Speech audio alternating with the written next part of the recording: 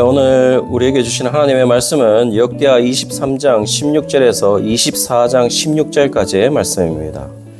오늘 본문 말씀을 보시면은 오늘 본문 말씀은 23장에서 전반부죠. 15절까지 보시면은 요야다가 요아스 왕을 즉위시키는 역할을 감당하게 됩니다. 그리고 이어서 나오는 이야기가 바로 오늘 23장 후반부 16절부터 이야기가 시작되고 24장 전반부까지 이야기를 하고 있어요. 오늘 본문은 총 4부분으로 나눠질 수 있습니다.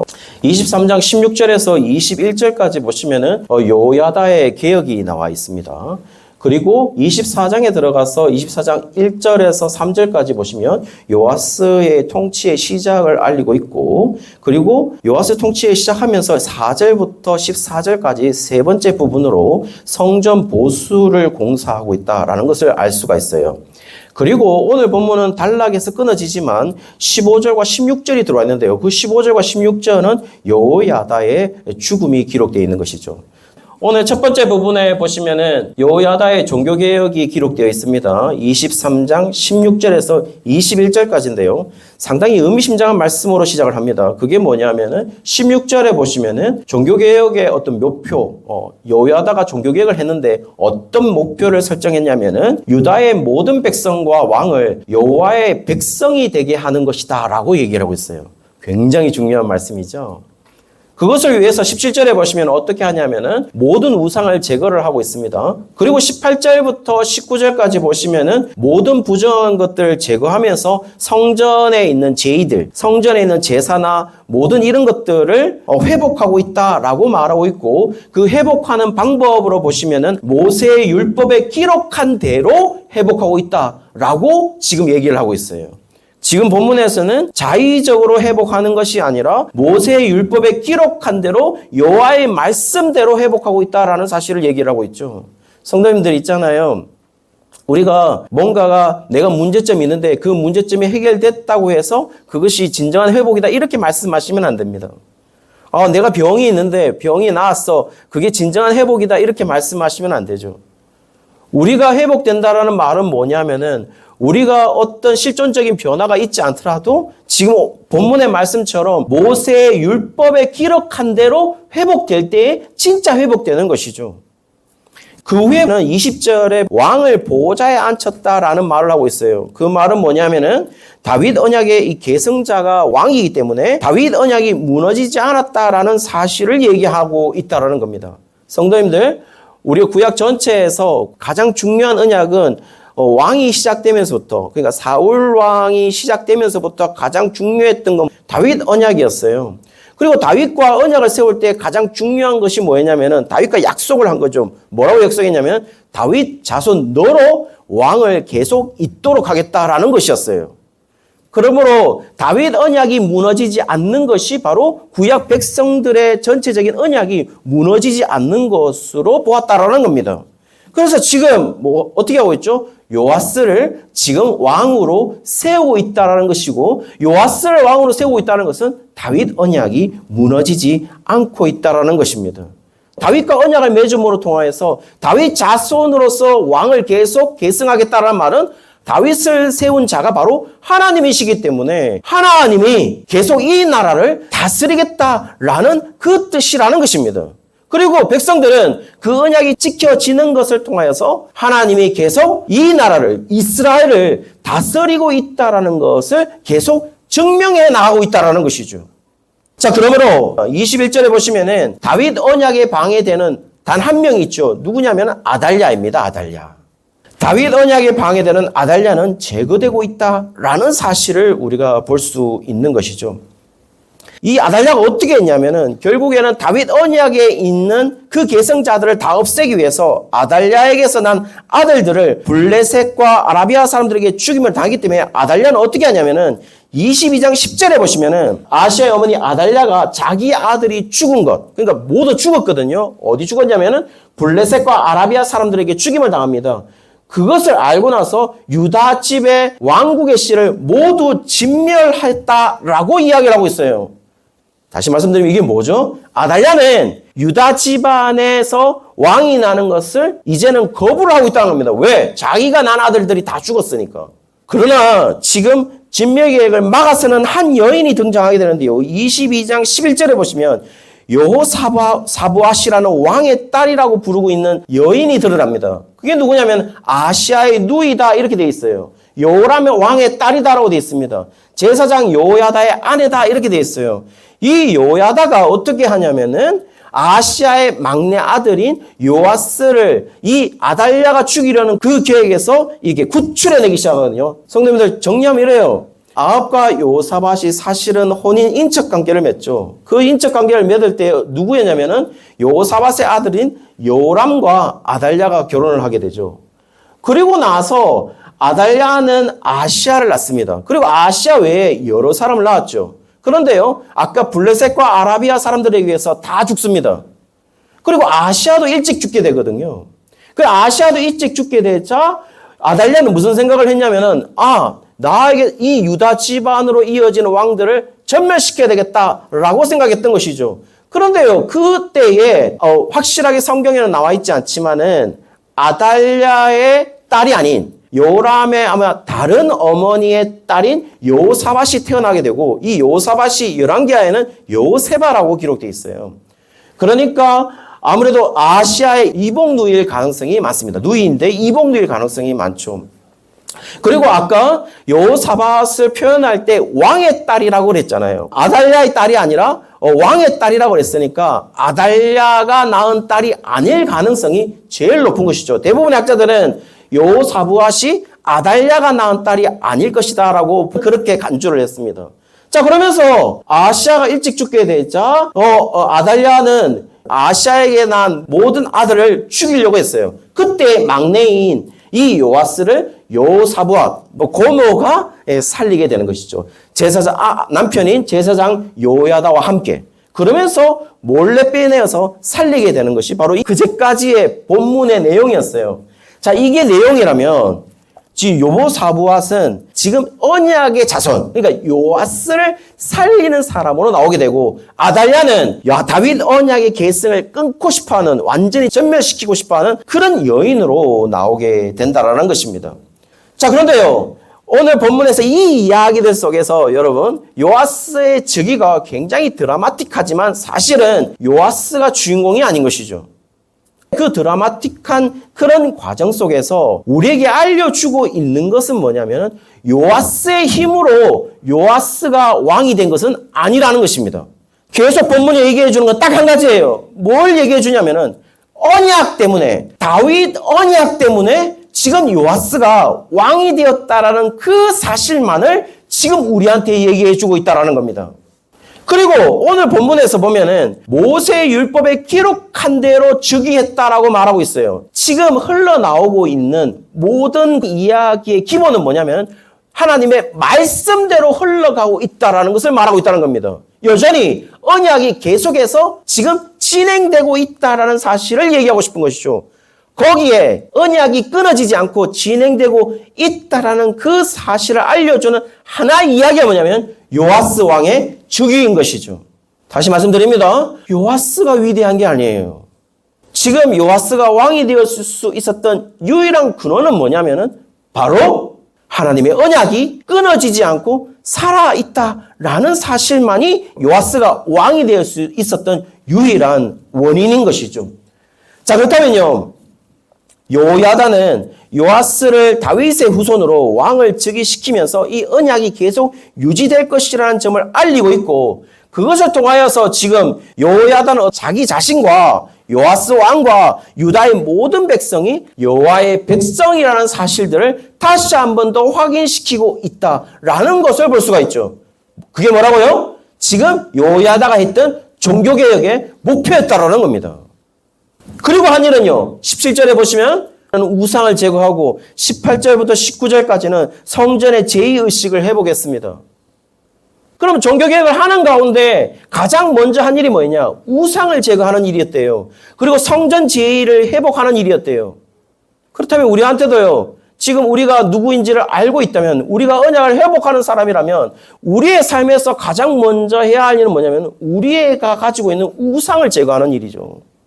그리고 우리의 예배가 회복되어야 되지 않겠습니까? 그 얘기를 하고 있다는 것입니다. 그러면서요, 그 순서를 그대로 따르고 있는 한 사람을 드러냅니다. 그게 24장부터 시작돼요.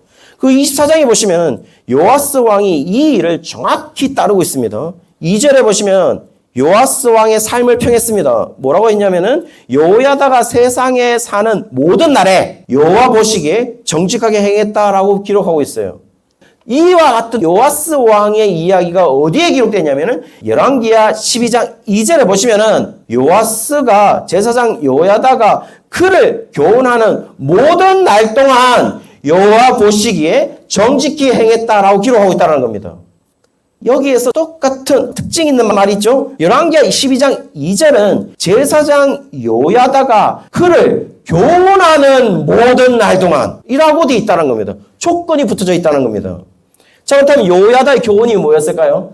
여호야다 교훈은 우리 오늘 본문 첫 번째 시작했던 그 16절에 보시면 여호야다의 이야기하는 언약이 바로 이 여호야다의 교훈이라면 언약이 뭐였는데요? 언약은 딱 한 개죠. 뭐라고요? 다윗 언약 속에서 다윗 왕의 후손으로서 왕이 세워지고 우리는 그의 백성이 되는 것, 여호와의 백성이 되는 것이 이 언약의 목표였어요. 언약의 내용이고 언약의 목표고 언약의 기능이에요. 언약의 모든 것이에요.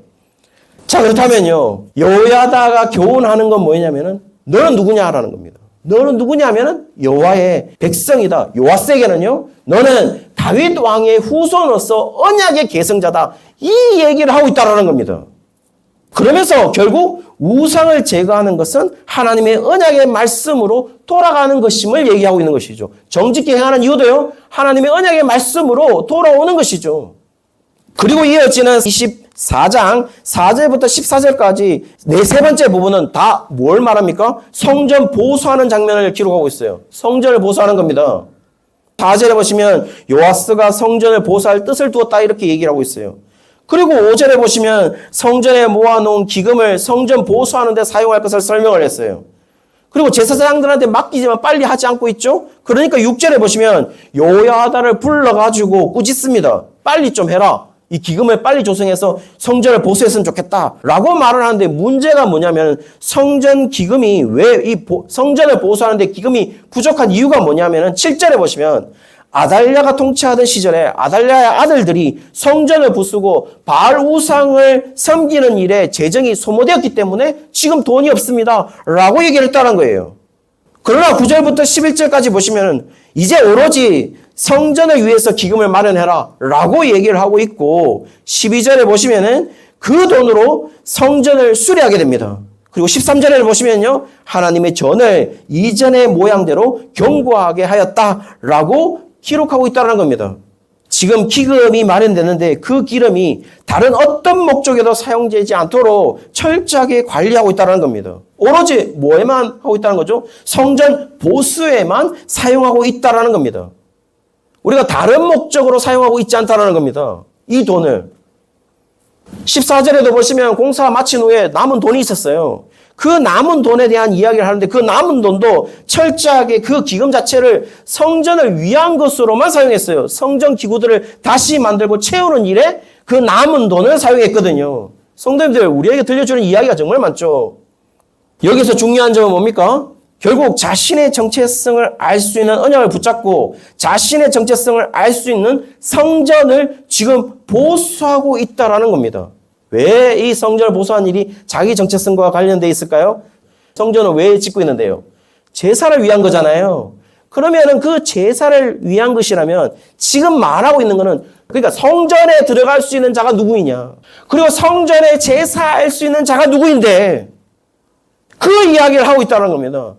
오로지 너희만이 성전에 들어갈 수 있고 너희만이 제사를 드릴 수 있다라는 사실들을 계속해서 알려주고 있는 것이 뭐라고요? 성전이라고요. 그것을 위하여서 성전을 보수하고 있다라는 겁니다. 그러나 네 번째 보시면 네 번째 부분에 반전이 일어납니다.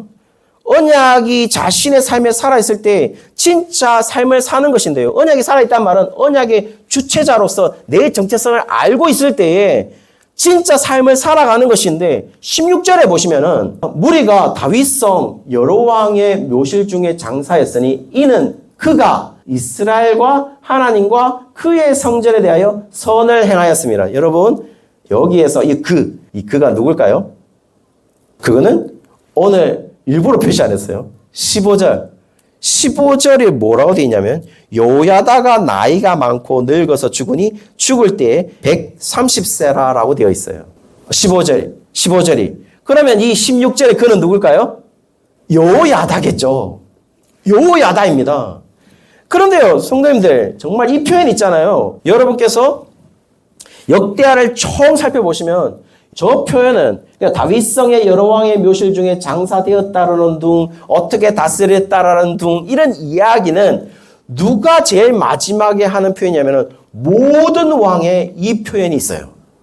제사장이 아니고 모든 왕의 마지막 표현이란 말입니다. 그런데 이 표현을 지금 누구에게 하고 있다라는 겁니까?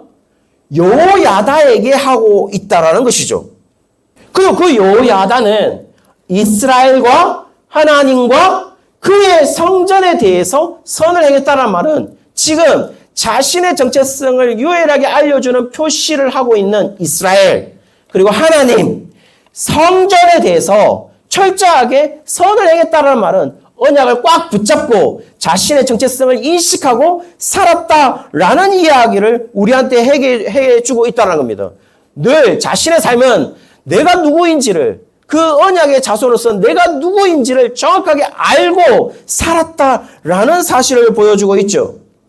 그리고 특별히 중요한 사실이 있습니다. 왕들에 대한 이야기를 할 때 다윗성에 장사되었다라는 말은 있어요. 그리고 몇몇 왕은 여러 왕의 묘실 중에 장사되지만 몇몇 왕은 여러 왕의 묘실 중에 장사되지 못합니다. 다윗성에는 장사되지만 여러 왕의 묘실에는 왕묘에는 장사되지 못하는 그런 왕들이 있어요. 그런데 여러분 지금 요야다가 왕도 아닌데 어디에 장사되고 있다고요? 다윗성 여러 왕의 묘실 중에 장사되고 있다라는 사실입니다. 굉장히 중요한 사실이죠. 그런데요, 요아스는요. 요아스는 어떻게 장사될까요? 요아스가 장사되는 것은 24장 25절 하반절에 있습니다. 거기 보시면은 요아스는 다윗성에 장사하였으나 왕들의 묘실에는 장사하지 아니하였더라라고 되어 있어요. 엄청난 사실이죠. 자, 그렇다면요, 성도님들, 이제 우리는 예상을 할 수 있을 것 같아요. 충분히. 뭐라고요? 역대하 24장 14절 하반절에 보시면 요야다가 세상에 사는 모든 날에 여호와 전에 항상 번제를 드렸더라라고 되어 있어요. 그렇죠? 그리고 아까 여러분 우리가 요아스의 왕이 통치를 할 때 요야다가 사는 날 동안 또는 요야다의 교훈을 받는 그날 동안은 어떻게 했다고요? 요아스가 선을 행했다고요. 여호와께 정직하게 행했다라고 했을 때 지금 요아스에게 붙고 있는 조건이 하나 있죠. 그게 뭡니까? 요야다가 사는 날 동안에. 자, 성도님들, 왜 붙어 있을까요? 왜 붙어 있을까요? 이제 예측할 수 있겠죠. 뭘 예측할 수 있을까요? 오늘 마지막 부분 15절과 16절은 요야다가 죽음을 기록했어요. 그러면 요야다가 죽은 후에 요아스가 어떻게 변할까요? 좋게 변할까요? 나쁘게 변할까요? 나쁘게, 그렇죠. 나쁘게 변할 것이라는 것을 우리가 충분히 예상할 수 있도록 해주고 있다는 것입니다.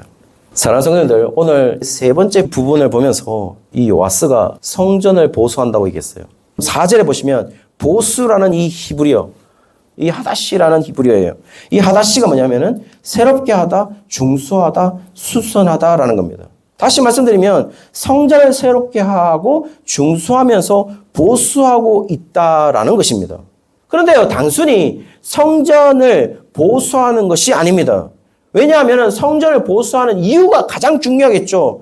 성전을 보수하는 이유가 뭔데요? 그건 14절 하반절에 나와 있어요. 14절 하반절에 뭐라고 나와 있습니까? 성전을 보수하는 유일한 이유는 여호와의 전에서 번제를 드리기 위해서다라고 되어 있어요. 그렇죠. 당연한 겁니다. 여러분, 성전을 보수하는 이유가 뭔데요? 번제를 드리기 위해서예요. 자, 그렇다면요. 번제를 드리는 게 왜 그렇게 중요한데요? 내 죄를 사할 수 있는 유일한 길이니까요. 물론 그거일 수 있겠죠. 그런데요. 그런 특권을 누구에게만 주어졌나요? 보시면은 성전의 제사를 드리면서 이스라엘 백성만이 번제를 드릴 수 있는 것이죠. 이것이 은혜인 거죠. 그러면서 어떻게 합니까? 여호와는 이스라엘 하나님이 되고 이스라엘은 여호와의 백성이 된다는 그 언약을 확인하는 것이 바로 뭐라고요? 번제였다고요. 자, 그렇다면요, 그 언약을 보수하는 것이 바로 이 성전을 보수하는 일이다라는 사실들을 우리에게 알려주고 있다는 겁니다. 사랑하는 성도님들, 언약을 또 보수한다는 말은 뭘 말하겠어요?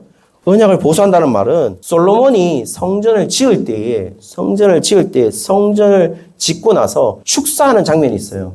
역대하 6장에 나옵니다. 역대하 6장 1, 2절에 보시면은 원래 하나님은 어떤 데 있었냐면 원래 캄캄한 데 계셔서 철저하게 은밀한 가운데 노출되지 않는 것이 하나님의 속성이라는 것을 말하면서 만약에 하나님이 나는 노출하기 싫어, 나는 안 나타날 거야 라고 한다면 하나님은 나타나지 않는 하나님이 원래 하나님이신데 그 하나님을 노출시키면서 거기에 계시도록 만들기 위해서 거기 계시도록 하나님의 장소를 거처할 장소를 짓기 위해서 성전을 짓는다라고 말하고 있어요. 그 말은 뭘 말하는 거냐면은 결국 성전의 기능은 뭐냐? 성전이 말하는 것은 뭐냐면은 하나님이 거기에 계셔서 우리와 함께 계심을 확인하는 것이 바로 그 성전의 기능이다라는 것이었어요. 자, 그렇다면요, 그 성전을 보수한다는 말은 언약을 보수한다는 것이고, 언약을 보수한다는 말은 하나님이 우리와 함께 계심을 확인하는 것이 바로 언약을 보수하는 것이고 우리 개혁의 목표이다라는 사실을 지금 본문이 알려주고 있다는 겁니다. 다시 말씀드리면 이렇습니다. 하나님이 우리와 함께 계시는 그 하나님, 그리고 우리는 그 하나님의 백성이다라는 그 관계성을 확인하는 것이 바로 성전이다라는 사실을 얘기하는 것이고, 그 성전을 보수한다는 것은 그것을, 그 언약을 확인한다라는 것을 얘기하고 있다는 것이죠. 결국 지금 우리는 어떤 사람이냐라는 것을 규정할 때에 그 관계성, 누구의 관계성이죠? 여호와의 관계성이 제대로 정상화된 사람이냐, 그렇지 않느냐에 따라서 지금 정체성이 결정이 되고 있다라는 것이죠. 사실 아달랴는 어떻습니까? 아달랴 보시면 아달랴는 그 관계성으로 살아가는 사람들이 아니죠. 그 관계성이란 말은 뭐죠? 하나님과의 관계성으로 살아가는 사람이 아닌 그 사람의 대표로 지금 아달랴가 나와 있어요. 아달랴는 어땠습니까? 철저하게 우상을 세우고 그리고 오히려 하나님과의 관계성을 인식시키는 기능을 하고 있는 성전에 들어갈 모든 재정을 다른 데로 다 돌렸습니다. 사랑하는 성도님들, 우리는 어떻게 하고 있습니까? 우리는 우리의 관심과 우리의 모든 물질들을 어디에 사용하고 있나요? 우리의 최우선 관심이 하나님의 백성이라는 정체성을 인식할 수 있는 하나님과의 관계성에 대해서 정상적이냐, 정상적이지 않느냐, 거기에 모든 관심을 두고 있나요? 그런 관심사, 우리의 최우선 관심사, 그게 아닌 경우가 너무나도 우리는 많죠. 사실 우리는 바둥바둥 하면서 뭔가 되게 이게 급하고 정말 힘들고 굉장히 노력하면서 살아가고 있다라고 생각하지만은 사실 매일 세상은 우리를 안일함으로 인도를 하고 있어요. 그 안일함으로 인도하고 있다는 말이 뭐냐면 주일에 예배 드리면 우리는 그것으로 하나님과의 관계성이 마치 회복된다라고 이야기하지만 실제로 예배라는 것은 주일에 드리는 예배는 하나님과의 관계성을 회복하는 시간이 아니에요. 하나님과의 관계성을 확인하는 시간인 것이죠. 다시 한 번 더요. 우리가 안일하다고 생각하는 이유가 뭐냐면은 우리가 주일날 예배 와서 우리는 뭘 하냐면 하나님과의 관계성을 지금 회복해야지라고 생각한다는 거예요. 그런데 회복하는 시간이 아니에요. 왜냐하면 하나님과의 관계성을 확인하는 시간이죠. 오히려 하나님과의 관계성을 회복하는 시간은 언제여야 되죠? 평일이어야 되죠. 우리가 진정으로 하나님과의 관계성을 회복하면서 살아가야 될 시간은 주일이 아닌 것이죠. 언제요? 평일이고 우리가 더욱더 여호와께서 우리의 하나님이시고 우리가 하나님의 백성이라는 사실을 자각하면서 살아가야 될 시간은 평일인 것이죠. 그리고 우리가 더 견고하게 확인할 시간이 바로 주일인 것입니다. 우리는 지금 어떻게 살고 있는지 아십니까? 대부분의 성도들은 어떻게 살아가냐? 저부터도 크게 예외일 수는 없을 것 같아요. 우리는 다 어떻게 살아가냐면은 마치 우리가 주일에 나와서 평일 동안 우리가 그렇게 살지 못한 것에 대해서 마치 보상하듯이 주일에 예배를 드리고 있다는 겁니다. 그러면서 우리는 보상 심리가 있다는 겁니다. 아, 하나님, 그래도 난 예배 때 드렸어요. 예배 드렸어요. 주일 지켰어요. 그럼 평일은요? 그럼 평일을 어떻게 살아가겠다는 거예요, 우리가? 마치 우리가 하나님의 백성으로서 살지 않은 그 시간의 보상으로서 만약에 주일날 예배 드리고 있다면 우리는 모든 시간을 실패하고 있다는 겁니다. 우리는 그런 자들이 아닙니다. 사랑하는 성도님들, 오늘 우리의 정체성을 알기 위한 놀이가 하나 있는데요. 어느 유튜브를 보다가 그 놀이가 하나 있었는데요. 용사놀이라고 있습니다. 용사놀이를 아시나요? 자기의 정체성을 규정할 때 나는 뭐뭐이다 라고 얘기를 했을 때 앞에 부분은 형용사를 쓰고 뒤에 부분은 명사를 쓴다는 겁니다. 그래서 거기 보시면 형용사의 용, 명사의 사라고 해서 이것을 용사놀이다 이렇게 얘기를 한다는 겁니다. 나의 정체성을 규정하는 나는 뭐뭐이다라는 정체성을 규정하는 놀이예요. 그 형용사에 보시면 여러 개가 있죠. 쭉 보이시죠? 너그럽지 못한 긍정적인 명랑한 호기심이 많은 미래지향적인 소심한 합리적인 착한 이런 여러 가지를 두고 내 앞에 적을 수 있다는 겁니다. 형용사로서 특징으로서. 그리고 길게도 적을 수 있습니다. 내가 직장에 있을 때는 뭐뭐한, 직장에 있을 때는 굉장히 냉정한, 이렇게도 길게 적을 수 있다는 겁니다. 형용사로서 특징을 나타내는 거죠. 내 존재의 특징. 그리고 뒤에 명사를 쓰는데요. 명사는 가족, 직업, 사물, 동물, 자연이라고 얘기해서 나는 아빠이냐, 엄마이냐, 직업은 학생이냐, 교사이냐, 또는 사물로서도 표현할 수 있다는 거예요. 어떤 사물과 같이 나를 특징할 수 있어. 펜이냐, 종이냐, 컵이냐, 핸드폰이냐. 또는 동물로도 자기 존재를 표현할 수 있다는 겁니다. 그게 뭐냐면 토끼냐, 사자냐, 호랑이냐, 용맹함을 표시할 때는 어쨌든 호랑이, 사자 이렇게 말할 수도 있겠죠. 그리고 자연도 표현할 수 있다는 거예요. 산, 바다, 나무, 이렇게 땅 이렇게도 표현할 수 있다는 거예요. 그래서 그것을 조합해서 보면 나는 형용사와 명사를 조합해서 나는 뭐뭐이다라는 것으로 내 정체성을 얘기할 수 있다라는 것이죠. 그런데요, 나의 절대적인 정의는 없을까요? 라고 봤을 때 나는 형용사, 명사이다라고 했을 때 어떤 존재의 특징, 이 형용사는 정체를 결정하는 시작을 의미하겠죠. 나는 어떤 사람이라고 할 때 어떤 그 형용사. 시작하는데요. 형용사 대부분은 상대주의적인 평가를 내리고 있습니다. 내가 착하다고 했을 때 생각하죠. 쟤보다는 착해라고. 그렇죠. 이쁘다. 당연히 누구보다는 이쁘다고 생각하실 것입니다. 그렇지 않나요? 여러분도 마찬가지겠죠? 다 상대주의적인 평가에서 자기를 정의한다는 것입니다. 그러면요, 절대적인 정의는 불가능한가요? 만약 형용사만 절대적인 어떤 평가가 가능하다면 나의 절대적인 정의가 가능하겠죠. 그렇죠? 그렇게 볼 수 있을 것 같아요. 자, 그렇다면요, 형용사의 절대적인 정의를 할 수 있는 것은 바로 우리뿐인데요. 나의 절대적인 정의를 형용사에다가 하나님의라고 하는 형용사를 넣을 수 있다면 하나님은 절대적이지 않습니까? 사실은요, 성도님들, 우리의 정체성에서 아까 용사놀이에서 형용사와 명사들은요, 다 바뀔 수가 있어요. 그렇죠? 한번 생각해 보십시오. 내가 이럴 때도 있고 저럴 때도 있고, 내가 아빠일 수도 있고 아닐 수도 있고, 내가 할아버지일 수도 있고 아닐 수도 있고. 그렇죠? 그리고 내가 어떨 때는 착했다가, 어떨 때는 냉정했다가, 어떨 때는 정말 미래지향적이었다가, 어떨 때는 현재지향적이고, 이렇게 바뀌지 않나요? 그렇죠. 다 상대주의적인 겁니다. 그런데 유일하게 하나님이 우리에게 절대적인 정의, 우리의 정체성에 대해서 절대적인 정의를 하나 주셨는데 그게 뭐냐면 바로 하나님의 백성이고 하나님의 자녀라는 그 정체성을 우리에게 주셨다라는 것이죠.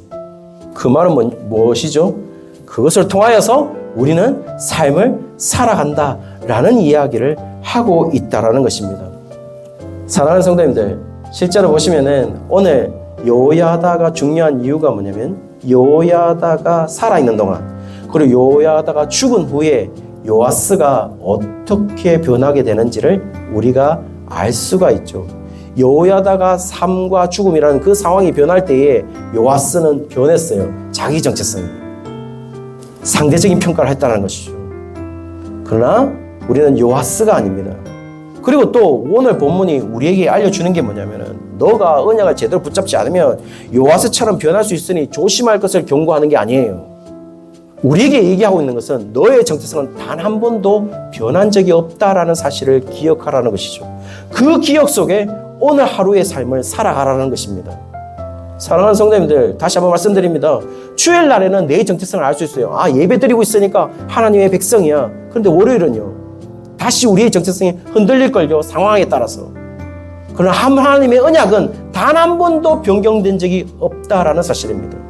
그리고 그것으로 우리는 월요일을 살아낼 것이고 화요일을 살아낼 것이고 금요일까지 토요일까지 살아내고 다시 주일날 와서 그것을 확인할 것이라는 것이죠.